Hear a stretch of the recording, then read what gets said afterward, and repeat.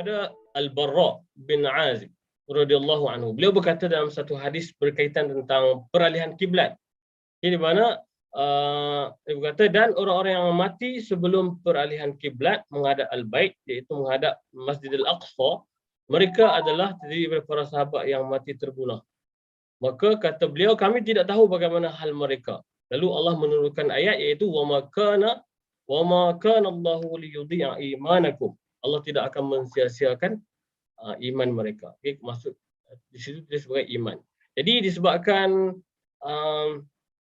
para sahabat yang berasa risau, yang tertanya-tanya bagaimana keadaan sahabat mereka yang telah mati, kan, disebabkan ada perasaan tersebut kepada sahabat-sahabat yang lain yang telah meninggal dunia, maka turunlah ayat ini untuk menerangkan hikmah di sebalik peralihan kiblat ini. Okey.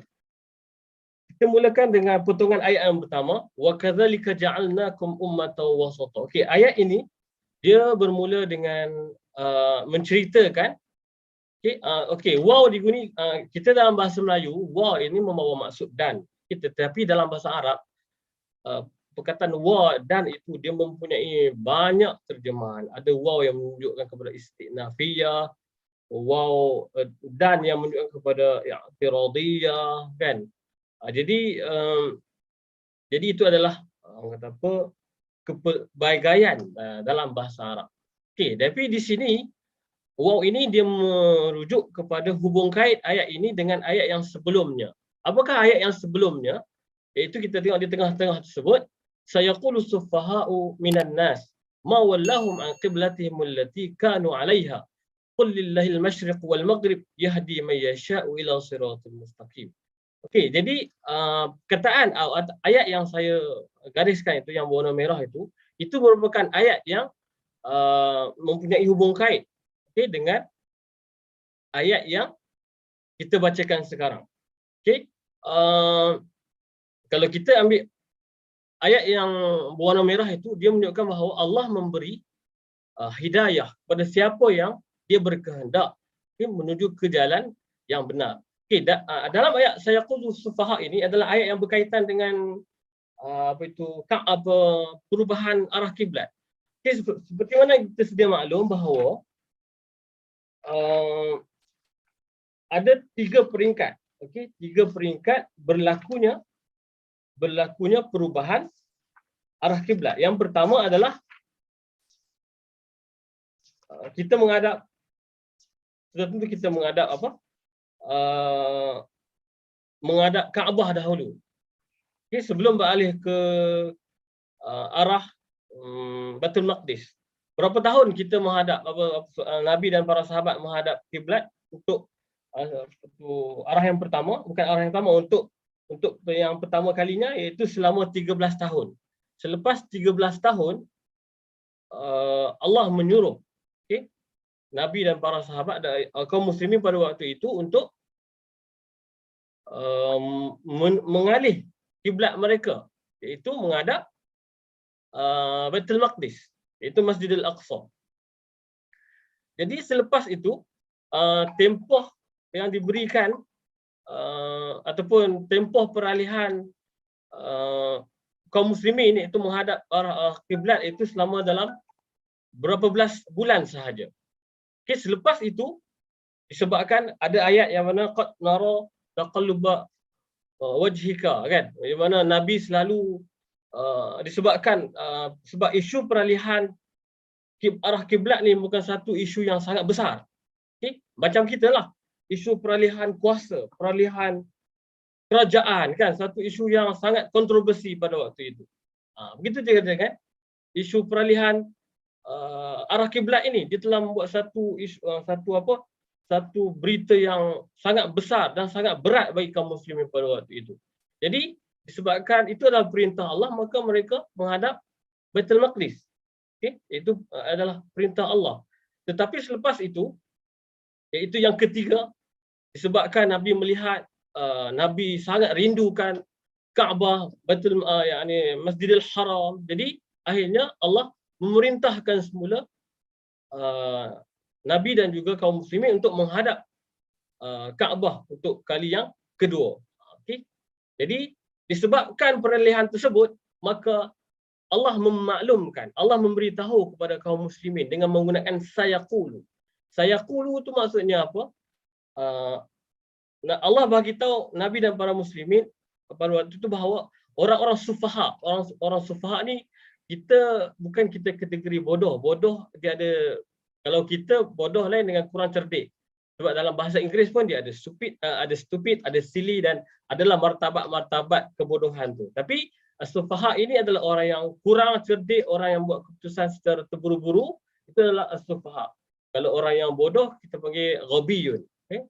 Jadi Allah menggunakan perkataan sufaha. Allah menggunakan perkataan sa, iaitu akan. Orang-orang yang kurang cerdik ni mereka akan berkata, kenapalah orang Islam ni dulu dah menghadap Baitul Maqdis. Sekarang ni mereka ubah pula kiblat mereka. Allah beritahu siap-siap bahawa mereka akan bercakap seperti demikian dan Allah memberi jawapan kepada mereka untuk mereka ucapkan kepada para sufaha yang terdiri daripada kaum Yahudi ini. Allah kata, kullil masyriq wal maghrib. Katakanlah, okey, bagi Allah itu timur dan barat. Maksudnya Allah ni berkehendak. Kemana saja Allah nak suruh kaum muslimin menghadap, okey, ke arahnya, itu adalah kehendaknya.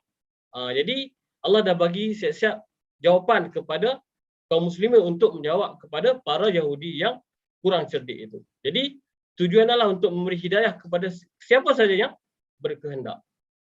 Okey, jadi itu sebab ayat wa kadzalika ja'alnakum ummatan wasatan mempunyai hubung kait dengan ayat yahdi may yasha, iaitu Allah telah memberi hidayah dulu kepada mereka dan dengan hidayah tersebut, okay, orang Islam dapat menjadi satu ummah yang wasata. Kita selalu mendengar perkataan ummah wasata, kan? Jadi banyak tafsiran dan ada juga yang telah salah ertikan maksud ummah wasata. Okey. Jadi daripada takwil ayat yang kita ambil di sini atau mafhum ayat yang daripada ayat yang saya bacakan ini, dia memberi maksud sebagaimana Allah Subhanahu Wa Taala memberi hidayah kepada kaum muslimin terdahulu berada di atas jalan yang benar, begitu jugalah kami memberi hidayah kepada kamu dan menjadikan kamu semua ummah wasata. Okey. Apa itu al-ummah al-wasata? Kita selalu sebut wasatiyah, wasata, kan? Ummatan wasata. Okey, maksud wasata ini adalah kalau dari segi bahasa Arab bermaksud tengah. Okey, daripada perkataan mutawassit, iaitu pertengahan, middle. Dan huwa khairul asya' wa afdaluha, iaitu suatu yang paling baik dan juga yang paling afdal. Wa huwa baina radhilatain. Okey. Pertengahan dan dia adalah sebaik-baik benda dan berada di antara dua sifat yang tak baik, iaitu berlebihan dan melampau. Okey, tidak ada suatu itu yang berlebihan dan tidak ada yang melampau-lampau. Jadi kadang-kadang bila satu perkara kita buat itu, kita membuat satu dengan lebih, kita makan pun lebih, kan? Kita buat kerja melampau-lampau, tak ada rehat. Jadi di situ menunjukkan bahawa tidak ada satu wasatiyah, tidak ada wasaton. Okay? Dan tafsiran ummah wasata ini, kalau kita lihat terdapat banyak tafsiran. Ada yang mentafsirkan sebagai apa tu? Sebagai ummah yang terbaik. Okey? Sebagai ummah. Lagi apa lagi? Yang paling adil, okey, yang paling adil, yang paling saksama. Jadi dan ummah yang terbaik itu sebenarnya sendiri telah diiktiraf sendiri, telah disebut oleh Allah Subhanahu Wa Taala. Itu Allah sendiri bersaksikan. Allah menyebut kuntum khairu ummatin ukhrijat linnas. Kamulah sebaik-baik umat yang telah dikeluarkan dari kalangan kamu. Okey? Bila kita kata sebaik-baik ummah ini adalah sebenarnya dibandingkan dengan ummah-ummah daripada nabi-nabi yang terdahulu. Itu adalah sebaik-baik ummah. Jadi wasatiyah ini sebenarnya merangkumi dalam segala aspek kehidupan manusia. Okey, wasatiyah dalam berakidah, dalam menghidupkan syariat Islam, dalam pemikiran, dalam kelakuan kita, dalam ekonomi, dalam politik, dalam kita menuntut ilmu itu juga ada wasatiyah. Dalam kita menggunakan masa, waktu kita, kadang-kadang kita bekerja berlebih-lebihan, melampau-lampau kan, tanpa ada masa untuk kita dengan Allah, dengan keluarga contohnya. Jadi tidak ada wasatah. Kita bukanlah dari kategori ummah wasatah itu, sebab kita telah melebih-lebih dalam kita melakukan amal. Dalam ibadah contohnya, sehingga ada yang setiap hari melakukan berpuasa contohnya. Dan itu juga ditegur oleh Nabi Muhammad sallallahu alaihi wasallam. Kan? Jadi dalam ibadah pun ada dia punya wasatiyahnya. Jadi bagaimana pula dengan aspek-aspek yang lain. Jadi wasatah ini dia merangkumi segala aspek kehidupan manusia. Jadi apabila segala aspek kehidupan manusia, terutamanya seorang Muslim ini, maka mereka menjadi seorang Muslim yang terbaik. Kita kadang-kadang nak menjadi seorang pekerja yang terbaik, kan? Kita akan membuat segala-galanya dengan cara yang terbaik, tetapi tidak berlebihan dan tidak melampau. Begitu maksudnya. Okay? Begitu je. Sebagai seorang individu, kita adalah seorang pekerja, seorang bapa, seorang ibu, seorang apa saja. Okay? Kita nak jadi seorang yang terbaik. Bagaimana untuk menjadi seorang pekerja yang terbaik, seorang bapa yang terbaik, seorang ibu yang terbaik, seorang anak yang terbaik. Jadi kita akan melakukannya apa saja perkara yang baik itu, tetapi tanpa berlebihan dan melampau. Itu maksud ummah wasatah. Okey. Okey. Kemudian ayat seterusnya, kenapa Allah mengatakan kamu ni Allah jadikan sebagai ummah wasatah, ummah yang terbaik, ummah yang adil, yang paling adil di kalangan ummah yang lain. Kenapa? Sebab Allah nak menjadikan kamu litakunu syuhada'a 'alan nas. Untuk Allah menjadikan kamu syuhada. Syuhada ni bila kita tanya syuhada, kita ingat ni orang yang mati di medan perang. Okey? Syuhada ataupun syahid. Okey? Maksud syuhada dan syahid bukan sahaja bermaksud orang yang mati di medan perang sahaja. Jadi syahid ataupun syuhada ini, syahid tu satu, syuhada tu ramai. Dia adalah membawa maksud iaitu penyaksian. Kita menjadi saksi. Kita menjadi pembukti dan juga keterangan. Kita menjadi orang yang menceritakan tentang, yang memberi keterangan tentang baik, buruk, salah dan betul. Itu adalah maksud syuhada. Itu sebab daripada ummah yang wasatah itu, kita menjadi satu ummah yang contoh, ummah yang terbaik, umat yang dapat memberi satu sebagai satu bukan idola, sebagai satu model, role model untuk umat-umat yang lain, untuk kaum-kaum yang lain. Jadi apabila kaum yang lain, terutama dalam konteks Malaysia, mereka melihat orang Islam, masya-Allah, akhlaknya bagus. Dia adalah seorang Islam yang ada prinsip, yang berpegang teguh dengan agamanya. Tidak mudah untuk melakukan kesalahan contohnya. Bila bekerja itu bekerja dengan bagus. Tidak mengambil rasuah, tidak ada bias, tidak ada penipuan. Jadi apabila orang ataupun kaum lain melihat role model ini, maka itulah ciri-ciri ummah wasatah. Dan mereka ini menjadi syuhada 'alan nas. Dia menjadi saksi kepada manusia yang lain, kepada kaum yang lain. Dan wa yakunu rasulu 'alaikum syahida. Dan rasul itu menjadi saksi ke atas kamu. Kita menjadi saksi ke atas kaum yang lain, kemudian kita mempunyai rasul. Rasul pula akan menjadi saksi kepada kita. Jadi kaum muslimin adalah sebaik-baik umat kerana wasatiyah mereka, keadilan mereka. Lalu Allah menjadikan mereka syuhada. Dan Rasul itu adalah sebaik-baik manusia. Dia menjadi imam dan Rasul kepada umat ini. Lalu Allah menjadikannya syahidan, iaitu menjadikan saksi kepada mereka. Okey, itu apa yang kita dapat ambil daripada ketikan yang kedua. Kemudian bukti yang mengatakan kita ini adalah sebaik-baik sebaik-baik ummah. Okey, di sini Allah menyebut millata abikum Ibrahim huwa sammakumul muslimina min qablu wa fi hadza liyakuna rasulu syahida 'alaikum wa takunu syuhada'a 'alan nas. Ikutilah agama yang orang tuamu, itu bapamu Ibrahim. Ibrahim ini adalah bapa kita.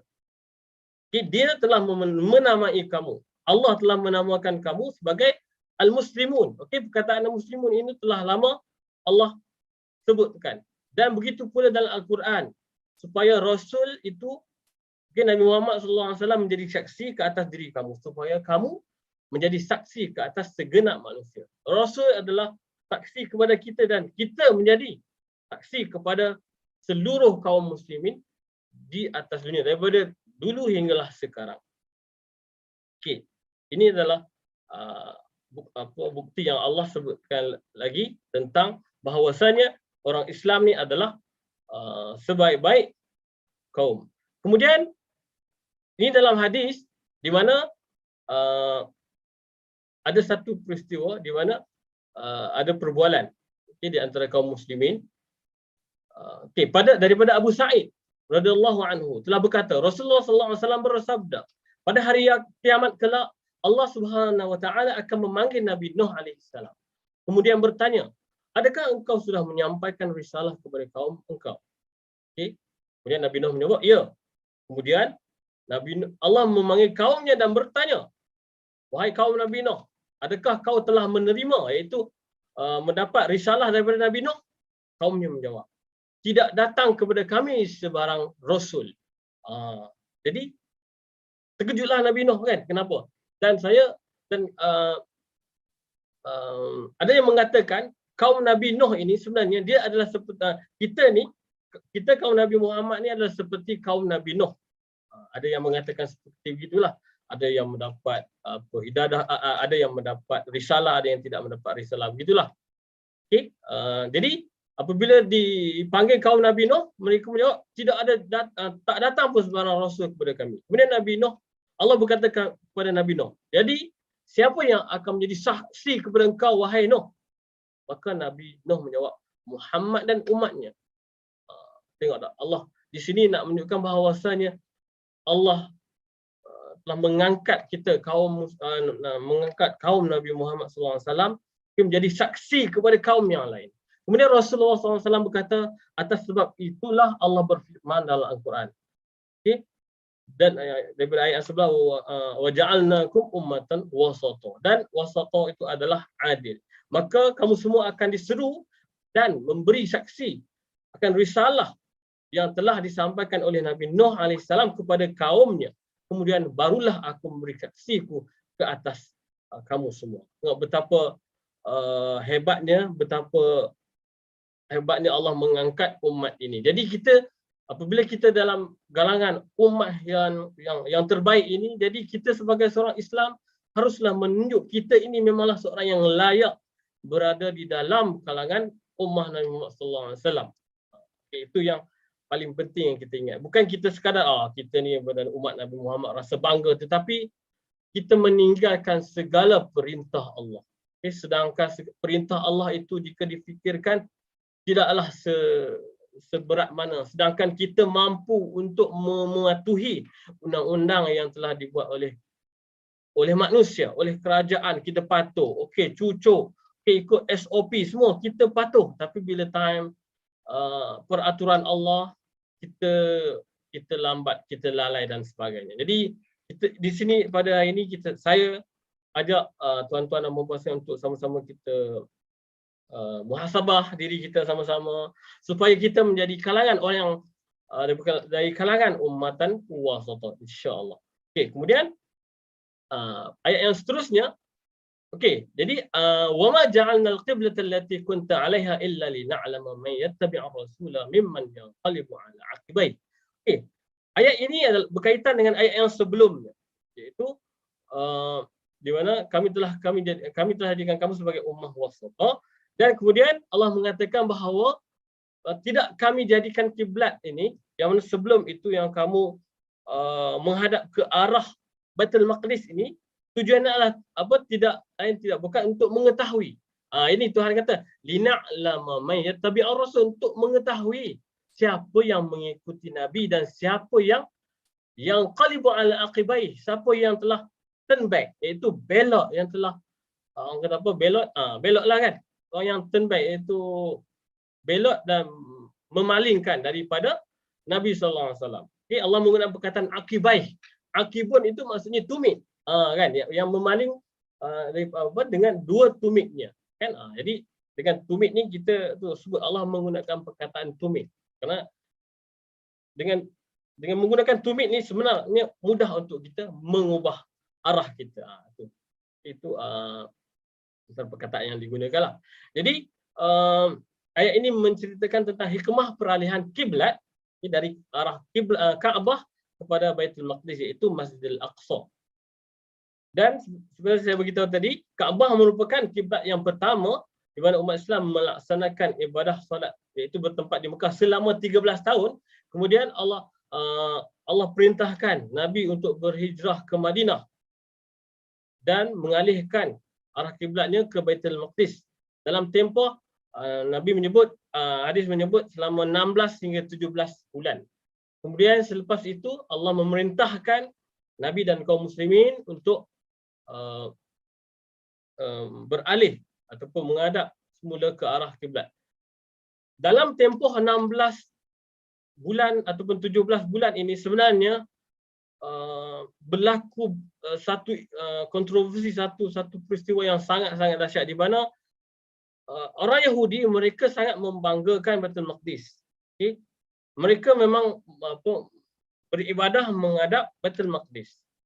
Kan? Tiba-tiba Nabi dan kaum muslimin pada waktu itu selama ini bersolat menghadap arah kiblat, tiba-tiba menghadap Baitul Maqdis. Jadi bila sebelum ini kita menyerang orang itu, menyanggah ibadah mereka, apa yang mereka buat, tiba-tiba kita pula mengikut apa yang mereka buat. Jadi apa musuh kita akan berkata?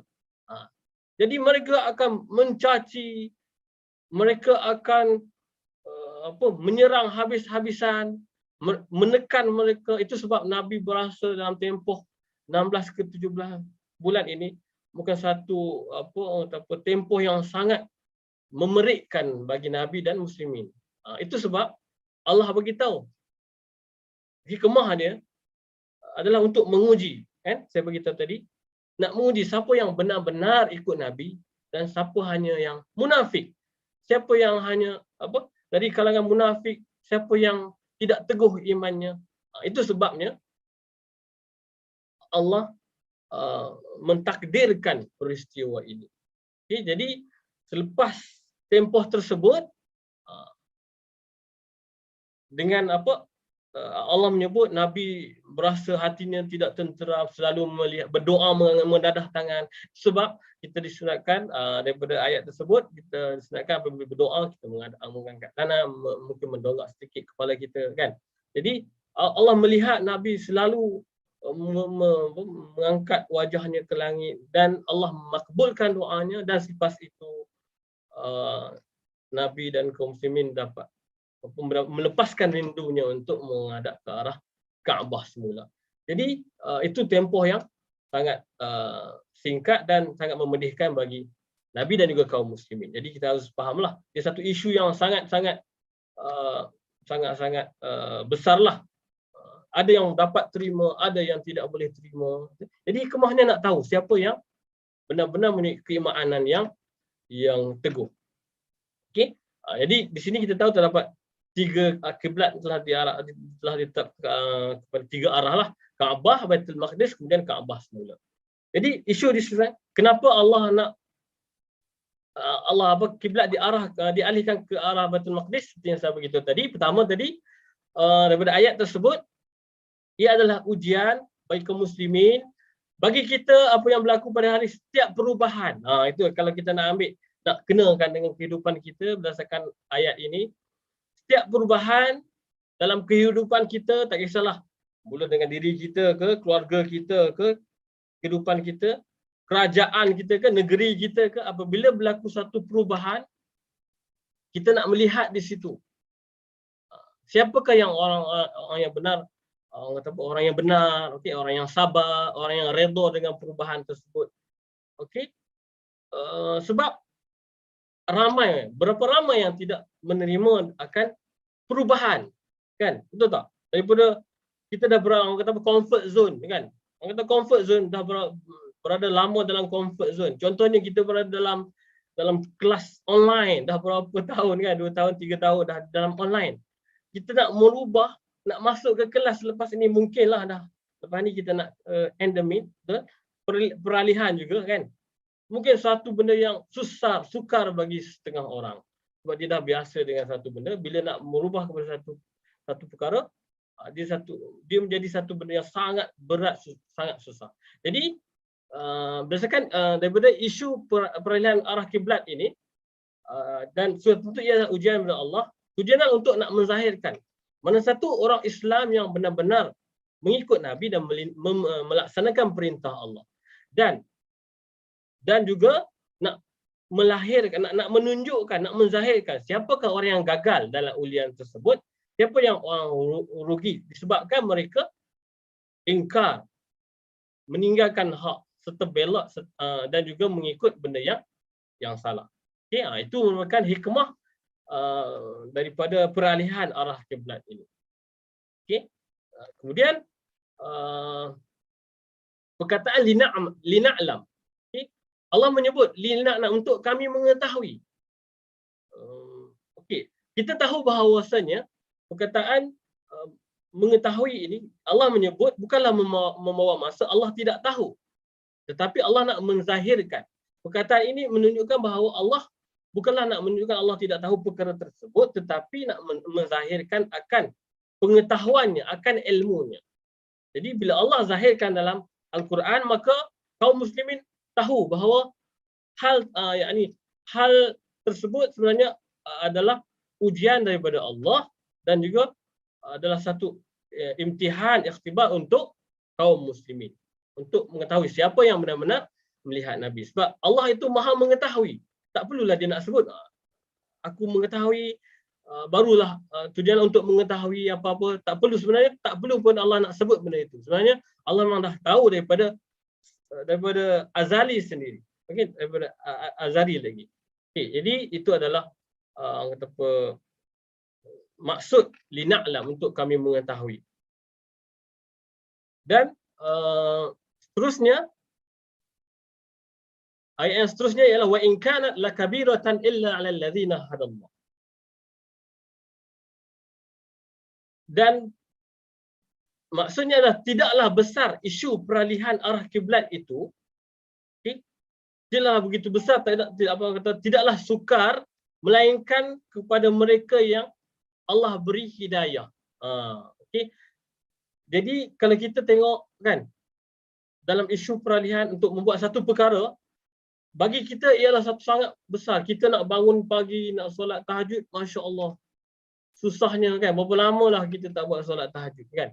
Yang cakap dia pun boleh tanya berapa lama tak buat, contoh, kan. Jadi kita nak sesuatu benda yang sukar dalam agama, sebenarnya dia mempunyai satu pahala yang sangat besar. Contohnya seperti solat sunat 4 rakaat sebelum Zuhur, 4 rakaat solat sunat selepas Zuhur, di mana Allah mengatakan, Nabi menyebut bahawa ganjaran pahalanya sangat-sangat besar. Tetapi bagi kita ia adalah suatu benda yang sangat susah, sukar dan tak sempat, kan? Melainkan Allah kata alal ladzina hadallah, melainkan orang yang mendapat hidayah. Itu sebab hidayah ini bukannya kita dah solat setiap 5 waktu, setiap hari, puasa bulan Ramadan, keluarkan zakat, buat haji, kita anggap kita tak perlu, dah tak perlu hidayah. Okey? Sebenarnya kita ni yang dah macam ni pun, kan, yang dah orang kata nampak macam solehah dah, masih kena minta hidayah. Itu sebab dalam surah Al-Fatihah, pada siri yang lalu saya mengatakan bahawa dalam surah Al-Fatihah pun kita menyebut ihdinas siratal mustaqim. Kita minta hidayah. Setiap hari kita minta hidayah kepada Allah untuk kita dapat mendebani perkara yang sukar, perkara yang berat dalam kehidupan kita. Terutamanya dalam melakukan ibadat, agar kita terus istiqamah. Bukan senang, kan, kita nak baca Quran setiap hari, setiap selepas solat fardu sekurang-kurangnya satu ayat pun susah, kan? Nak buka Quran pun susah, berat. Jadi marilah sama-sama untuk kita cuba menjadi daripada kalangan orang yang benar-benar dari kalangan kaum yang digelar sebagai kaum ummah wasata. Okey. Dan ayat ini menjelaskan hakikat kesusahan dan kepayahan, okey, peralihan arah kiblat. Dan saya beritahu tadi ia adalah satu perkara yang sangat berat, sukar dan susah untuk dilaksanakan. Melainkan orang mukmin yang benar-benar berpegang dengan syariat Allah dan mendapat hidayah daripada Allah. Apabila mereka telah mendapat hidayah, mereka benar-benar berpegang dengan syariat Allah. Setiap perintah itu walaupun sukar. Okey, hari ini kita nak buat apa? Kita akan buat kelas face to face. Ada yang okey jom, ada yang segera melaksanakan. Macam-macamlah kita akan mendapat lihat. Jadi bila orang yang benar-benar pegang dengan syariat Allah, kan, orang yang seronok belajar, seronok mengajar, seronok untuk jumpa dengan anak-anak murid contohnya, mereka akan segera melaksanakan. Itu dia punya analogi lah, kan. Jadi Allah suruh okey, perintahkan menghadap ke arah Kaabah semula ataupun menghadap ke arah Baitul Maqdis.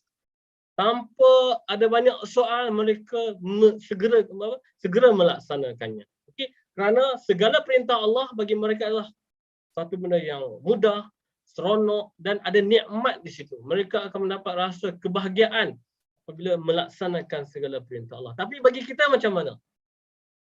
Kita daripada kecil dipaksa suruh solat. Bangun solat, nanti papa rotan, abah rotan akan.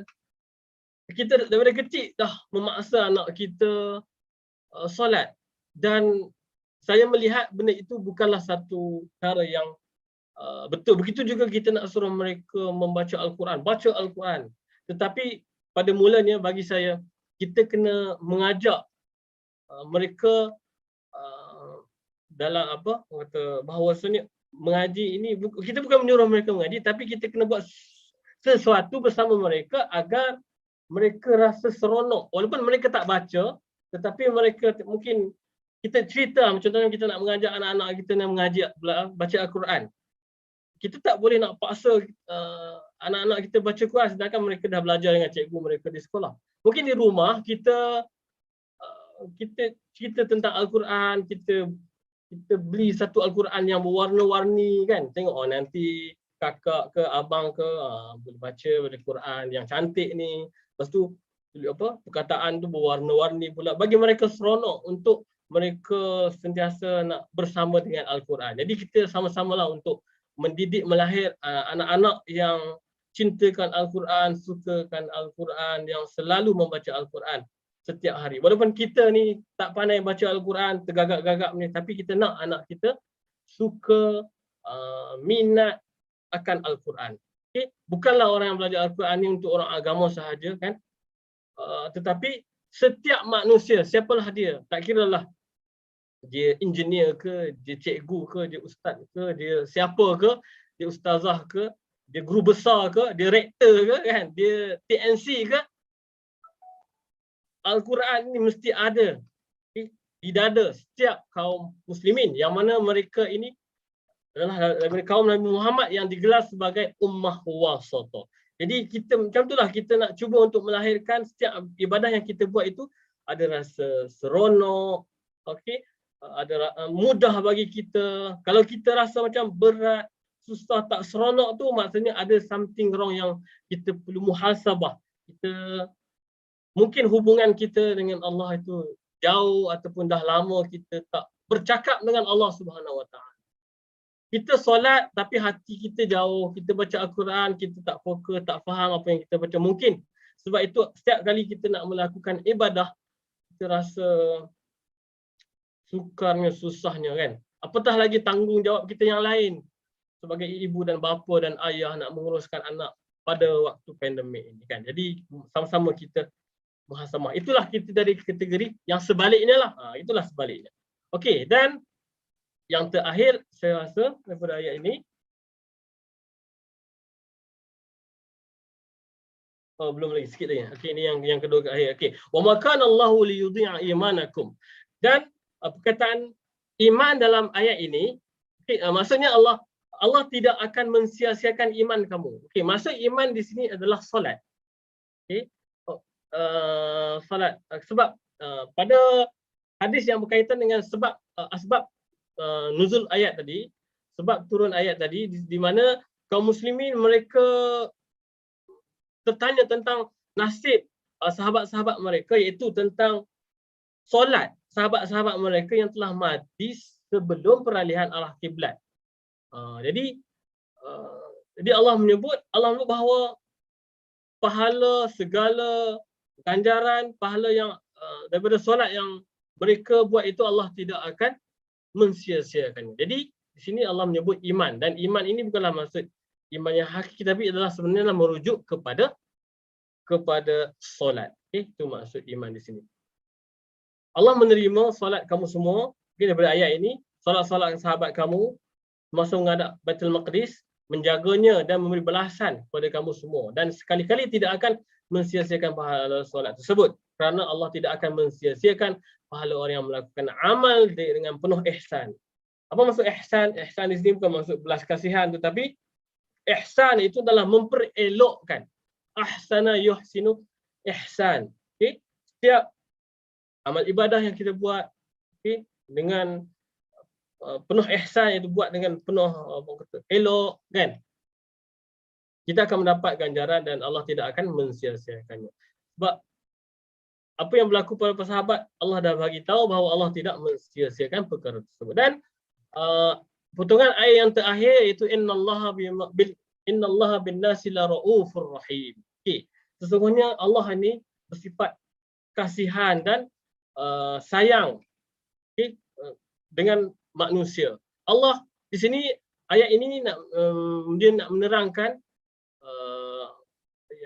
ayat yang sebelumnya, di mana tadi Allah sebut Allah menerima pahala solat kaum muslimin dan tidak akan mensia-siakannya. Kerana apa? Kerana Allah ini adalah Tuhan yang Maha Pengasih, Tuhan yang mempunyai belas kasihan. Okay, perkataan apa beza Rauf dan Rahim? Okay, sebab kalau kita tengok maksud Rauf dan Rahmah atau Rahim, maksudnya lebih kurang sama, iaitu kasih sayang. Okay, rahmah. Okay, cuma rahmah ini dia lebih umum, dia lebih general daripada Ra'fah ataupun Rauf. Sebab Rauf ini dia lebih mendalam. Dia kasih sayang, dia belas kasihan. Okay, dia ada simpati, dia ada sifat nak menjaga. Dia ada sifat untuk nak menghapuskan segala kemudaratan, nak membuang segala kesakitan. Itu maksud Rauf, lebih khusus. Itu sebab Allah menyebut perkara yang khusus dahulu, kemudian barulah perkara yang umum, iaitu Rauf Rahim. Okay, itulah sifat Allah Azza wa Jalla. Okay, dan itu adalah potongan ayat yang terakhir daripada ayat dalam surah Al-Baqarah ayat 143, dan secara ringkas dan ataupun rumusan ataupun kita panggil dalalat ataupun petunjuk yang kita boleh ambil daripada ayat ini. Pertama, saya akan baca secara ringkas. Allah telah mengeluarkan ummah muslimah ini dan menjadikan ia sebagai sebaik-baik ummah, iaitu ummatan wasata, yang mana ummah yang paling adil, paling seimbang dan paling saksama. Jadi kita sebagai individu dalam ummah tersebut harus mempunyai sifat tersebut. Kemudian perkataan wasata dalam bentuk umum. Okey, ummatan wasata. Umum, okey, dalam Al-Quran ni bila perkataan itu ada alif lam, dia merujuk kepada benda yang khusus. Apabila perkataan itu tidak ada alif lam, dia merujuk kepada umum. Itu dia punya cara nak faham lah, walaupun tak faham maksud. Tapi tahu, okey, ini umum dan khusus. Di mana ia merujuk kepada keseimbangan dalam semua aspek kehidupan, tanpa ada sifat melampau dan berlebihan, seperti dalam akidah, pemikiran, pendidikan, pensyariatan, perancangan pun tak ada yang berlebihan, dan lain-lain lagi.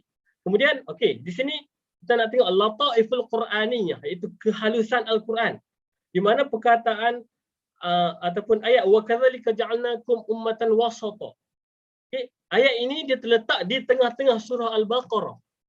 Okay. Di dalam ayat ini ada perkataan wasata, iaitu tengah.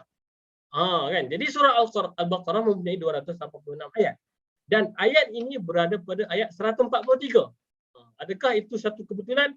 Bukan. Itu bukanlah satu kebetulan. Dan dalam Al-Quran, sebenarnya, sekiranya kita nak melihat dari segi kehalusan, ataupun kita panggil lataif Al-Quraniyah ini, sangat banyak dari segi penggunaan perkataan itu. Sebab apa? Nak menunjukkan bahawa manusia tak mampu nak membuat, nak menulis seperti itu. Okey. Contohnya dalam perkataan dalam surah Al-Kahfi, kan? Ada perkataan istata'a, ada huruf ta. Satu ayat lagi ista'a, tak ada ta. Kenapa perkataan yang sama dia ada ta dan satu lagi tidak ada ta buka tu, istatana atau ista'a? Sebab dia membawa ada maksud yang tersendiri. Kalau kita nak baca, nak berkongsi tentang lataif ataupun kehalusan Al-Quran ni, mungkin kita boleh buat pada sesi-sesi yang akan datanglah, insya-Allah, sekiranya diberikan kalau ada rezeki lah. Okey, kemudian wasatiyah ini juga ada satu taklif dan juga kewajipan. Padanya ada misi. Bila kita ada kewajipan ataupun taklif ni, setiap kita ni adalah taklif, mukallaf. Kita ada misi, ada tugasan dan tanggungjawab. Jadi ummah ini dia menjadi saksi. Misinya adalah untuk menjadi saksi kepada seluruh ummah yang lain. Okay, dan ummah ini sudah tentu dia mempunyai misi, manhaj yang berbeza, cara yang berbeza. Berbeza macam mana dari segi pendekatan. Kan? Jadi itulah kita berbeza dengan ummah-ummah nabi-nabi yang lain. Dan kita nak menjadi saksi kepada ummah nabi-nabi yang terdahulu. Itu hebatnya kita ni kaum Nabi Muhammad sallallahu alaihi wasallam. Jadi mudah-mudahan Allah menempatkan kita bersama dengan para nabi, okay? Di syurga nanti bersama dengan para sahabat, bersama dengan semua kaum ataupun semua ummatan wasata ini, insya-Allah. Kemudian hikmah peralihan kiblat merupakan satu ujian dan ikhtibar kepada kaum muslimin, serta ujian bagi keimanan mereka sama ada melaksanakan perintah Allah dan rasulnya ataupun sebaliknya. Kemudian Allah menguji hamba-hambanya atas kehendaknya. Dialah yang maha bijaksana dan maha mengetahui dalam setiap ujiannya. Dia adalah untuk menyucikan mereka dan menguatkan keimanan mereka. Jadi kita kena tahulah setiap ujian, apa saja bentuklah, kan, peralihan kuasa, peralihan organisasi, awak pula jadi ketua, okay, ataupun saya pula jadi ketua, kemudian apa-apa saja ujian. Okey, ujian ditimpa musibah, okay, demam dan sebagainya, sebenarnya Allah nak menyucikan kita, nak menyucikan kita daripada segala dosa-dosa dan nak menguatkan iman mereka. Itu sebab waktu kita sakit ini kita digalakkan untuk berdoa. Berdoa untuk diri kita dan juga untuk orang lain. Dan orang yang menziarahi orang sakit itu, mintalah agar orang yang sakit itu mendoakan mereka. InsyaAllah diterima, dimakbulkan Allah Ta'ala. Okay, kemudian ujian dalam perkara taklif adalah sangat berat bagi kebanyakan kaum muslimin, berat jiwa raga mereka sehingga ada yang putus asa dan lari. Akhirnya dah putus asa, tak nak buat langsung. Tetapi bagi orang Islam, orang muslimin yang masya-Allah yang berpegang teguh dengan ajaran Allah, beriltizam, mereka akan buat tanpa keluhan. Jadi begitu juga kita dalam melaksanakan aktiviti harian.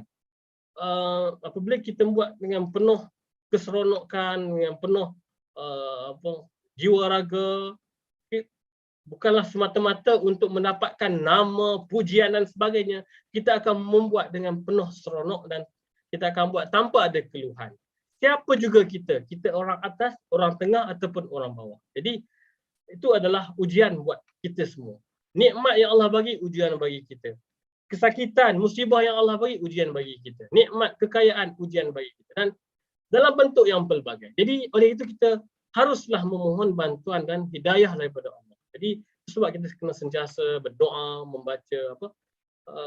berdoa, solat, membaca surah Al-Fatihah dan memahaminya, sentiasa beribadah, meminta bantuan dan juga akhirnya akan mendapat hidayah, meminta hidayah juga daripada Allah. Dan para sahabat sentiasa mengambil berat tentang sahabat mereka yang telah mati, akan solat mereka. Solat sahaja, kan? Kita bagaimana dengan kita? Adakah kita mengambil berat dengan orang yang masih lagi hidup? Orang yang dah meninggal tu apatah lagi, kan? Orang yang masih hidup pun kita dah lama berputus silaturahim dengan adik-beradik kita. Sebab kita tak mengambil berat.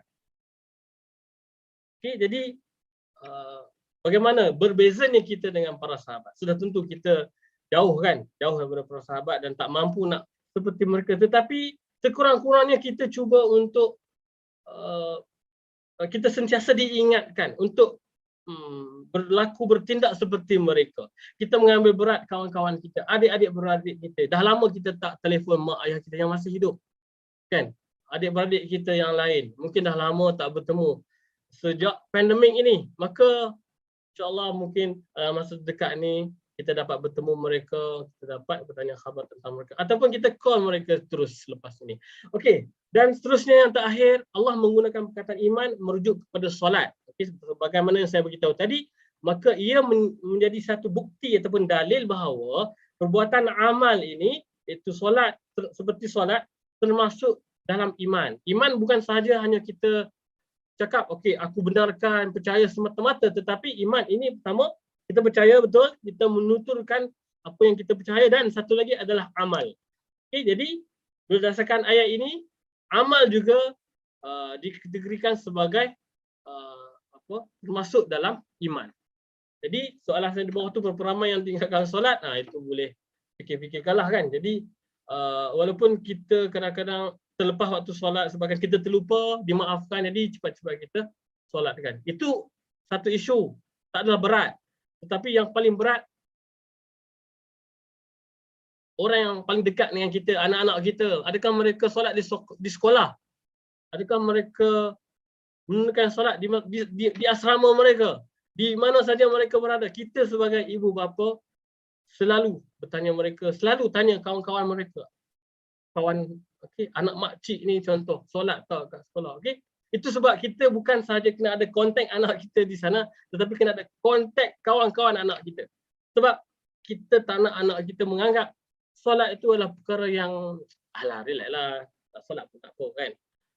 Kita akan dipersoalkan nanti sebab kita anak-anak kita amanah kita. Okay? Jadi itu adalah orang kata apa yang terakhir bagi saya untuk tuan-tuan dan puan pada hari ini. Jadi saya berharap apa yang saya kongsikan pada hari ini, apa yang saya baca, saya terjemah, saya tulis di sini, okay, dapat dimanfaatkan, dapat memberi sedikit peringatan, muhasabah kepada diri saya dan tuan-tuan dan puan untuk kita menjadi di kalangan orang yang terbaik daripada ummah yang terbaik ni, insya-Allah. Insya-Allah. Jadi saya nak minta maaf sekiranya ada tersilap bahasa, tutur bicara, sekiranya ada kesalahan dan sebagainya, saya memohon maaf dan mudah-mudahan Allah memberi manfaat kepada kita semua dengan apa yang telah kita perolehi pada hari ini. Itu saja, saya rasa insya-Allah kita akan bertemu dengan siri yang lain, insya-Allah.